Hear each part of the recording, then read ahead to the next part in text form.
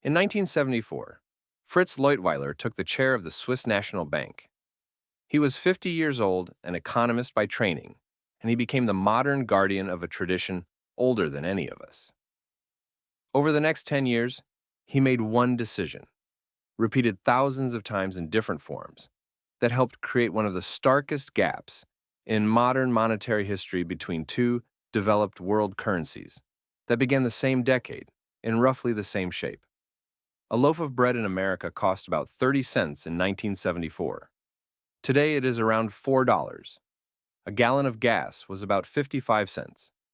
Today, around $3.50.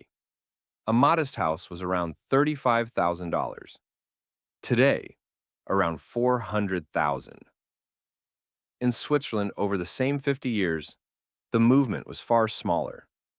A loaf of bread that cost about 2 francs in 1974 costs about 3 francs today. Swiss housing rose too, but nothing like the American multiple. That is not just a chart. It is purchasing power spread across every receipt, every paycheck, every mortgage, and every retirement plan for half a century. That gap was not an accident. It was not geography. It was not culture in the abstract. It was not watches, chocolate, or neutrality. It was the residue of a national choice, 100 years old, hardened across generations, and defended by a small group of people in Bern, Switzerland, with a name almost no American has heard.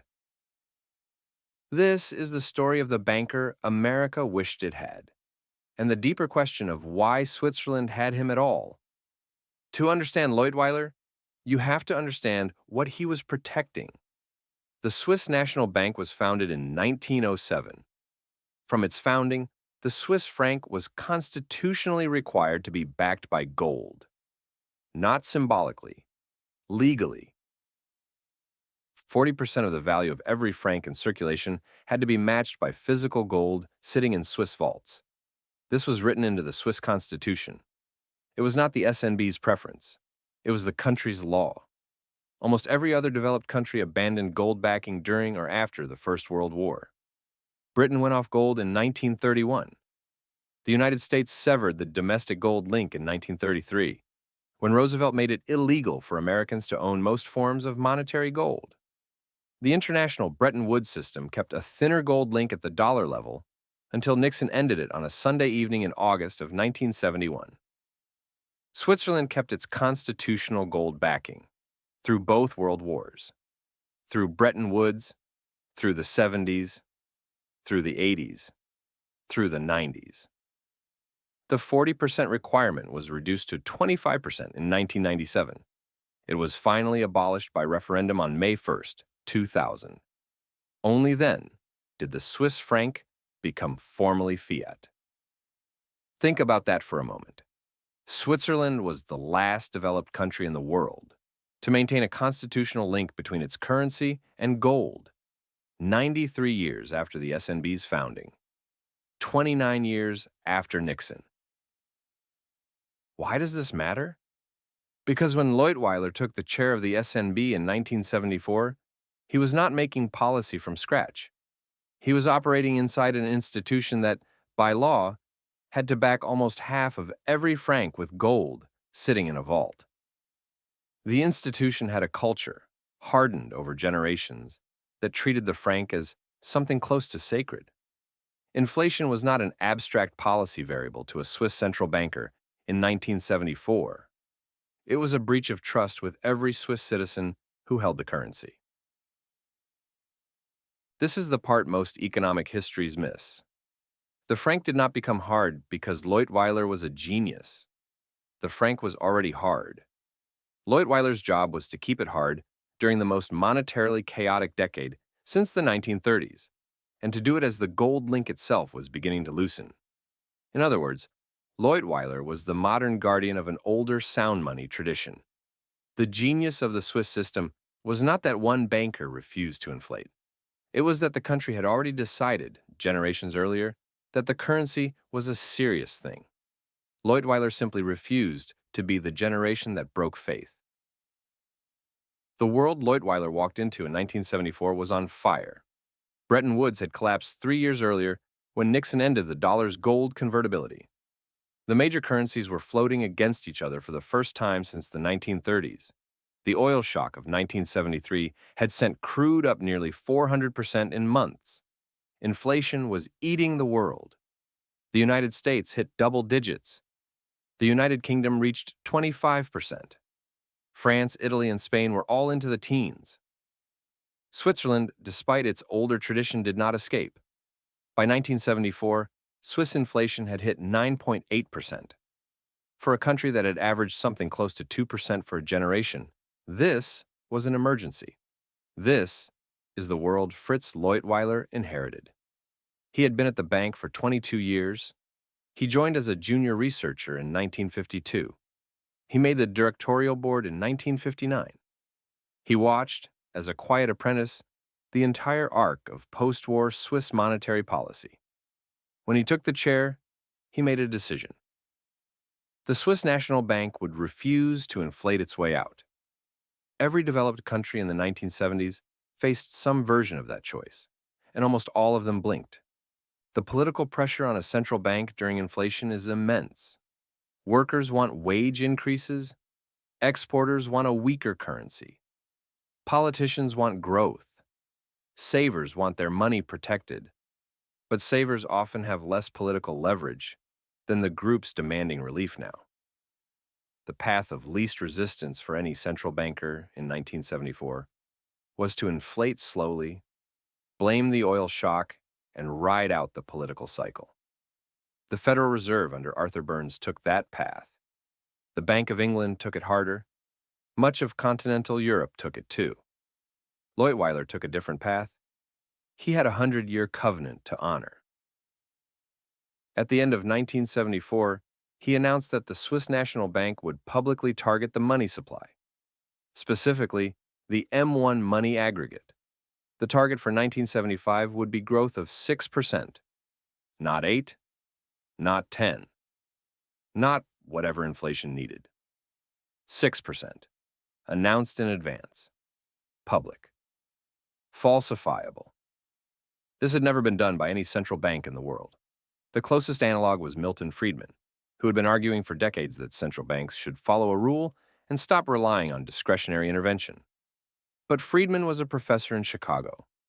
No central bank had taken his rule seriously enough to publish a number and commit to it. The SNB did. Leutwiler did. What this meant in practice was simple. When faced with a choice between supporting Swiss exporters during the oil shock and refusing to inflate, the SNB would refuse to inflate. When faced with a choice between cushioning a recession and refusing to inflate, it would refuse to inflate. When faced with the choice between protecting the Swiss watch industry from a strengthening franc and refusing to inflate, it would refuse to inflate. It was, by any reasonable contemporary standard, a brutally disciplined choice. It also worked. Within 3 years, Swiss inflation, which had touched 9.8% in 1974, fell to 6.7% in 75, then 1.7% in 76, then 1.3% in 77, then 1% in 78. An almost 10 percentage point drop in 4 years. The fastest disinflation in any developed economy in the post-war era, until Volcker did something similar in America 5 years later, at much greater cost in unemployment and recession. The Swiss did it because Leutwiler refused the temptation to be endlessly flexible. He published the target. He missed it sometimes, but he published the misses too. He told the press what was happening, in plain language. By central banker standards, it was almost shockingly transparent. That transparency mattered because it meant Swiss savers and Swiss workers could plan around the franc. They could trust it. Trust is the foundation that compounded. There is a part of this story that most heroic versions would skip. Leutwiler made a mistake. In 1978, the United States dollar collapsed against the Swiss franc. Between September of 77 and the end of October 78, the dollar lost about 35% of its value against the franc. For a Swiss exporter, this was catastrophic. Demand for Swiss exports cratered. Unemployment ticked up. The political pressure on Leutwiler became enormous. In October of 1978, Leutwiler did something he had said he would never do. He suspended the monetary target. The SNB announced it would intervene massively in foreign exchange markets to push the franc back down. To do this, the central bank had to print francs, a lot of them. The monetary base, the M1 aggregate Leutwiler had pledged to control, overshot the target for 1978 by more than 10 percentage points. Inflation in Switzerland, which had been falling for 4 straight years, started rising again. By 1981, it was back above 6%. Now here's where many central bankers, at many moments in the 20th century, would have done one of two things. Either claim the intervention was a brilliant tactical move that saved Swiss exports, or quietly pretend it never happened. In April of 1981, at the SNB's annual meeting, Fritz Leutwiler stood up in front of his peers, the Swiss financial press, and the public, and said, in effect, "We were wrong. We underestimated the inflationary pressure created by our intervention. We will not do this again." That admission is the hinge of his career. It is also one reason the franc compounded. Because what makes a currency hold value over 50 years is not the absence of mistakes. It is the institution's willingness to admit them, correct them, and not lie about them. Try to imagine the chairman of the Federal Reserve standing up at an annual meeting and saying, "We were wrong. We will not do this again." It is hard to imagine. By 1982, Leutwiler had become the elder statesman of central banking. He took the chair of the Bank for International Settlements in Basel, just in time for the worst weekend of his career. In August of 1982, Mexico defaulted. The American banking system, which had spent the 70s recycling petrodollars into Latin American sovereign loans, was suddenly staring at potential collapse. The phone call came to Leutwiler in Basel. He canceled his weekend. He convened an emergency meeting on Monday. By Monday afternoon, the BIS had committed $1.5 billion in bridge financing to Mexico. Notice what the world's banking system needed in that moment. It did not need American credibility. American banks were the ones holding the bad loans. It did not need a speech. It did not need a theory. It needed trusted money, trusted institutions, and people whose judgment markets still believed. In that moment, it turned to Switzerland. That is what sound money buys you. Not just preserved purchasing power for your citizens, standing in the world. Trust. The position your country occupies when other countries' broken systems come knocking. Now step back from the math for a moment. Purchasing power preservation across 50 years is a real, material fact. The bread on the Swiss family's table costs 3 francs instead of a much larger multiple. The fuel, the rent, the savings account, and the down payment all exist in a currency that has held more of its shape. But here's the thing. The protection of purchasing power is only the most visible benefit of sound money. It is the one we measure first because it is the easiest to put on a chart. It may not be the most important. Open the World Happiness Report.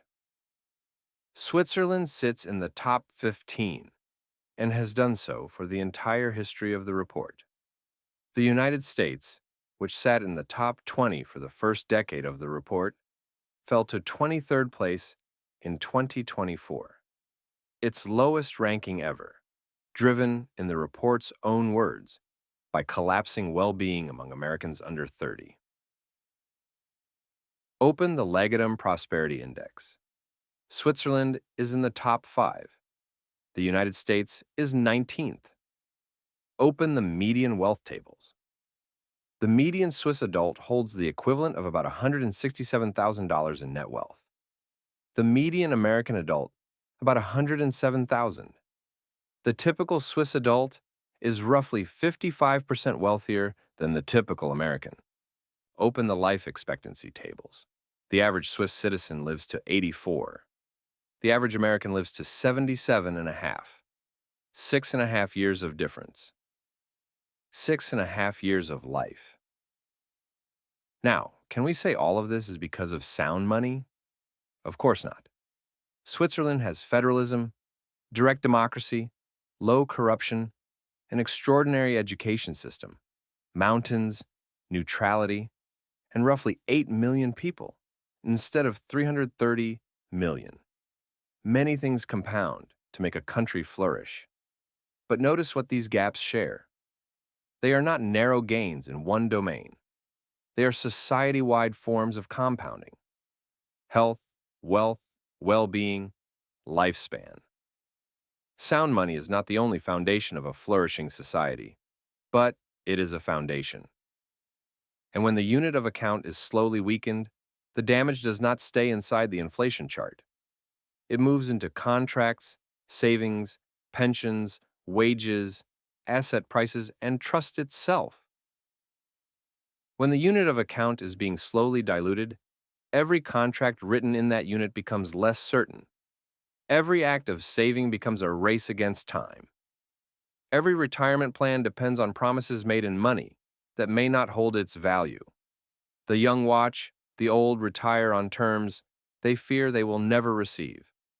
The middle class watches asset owners pull away.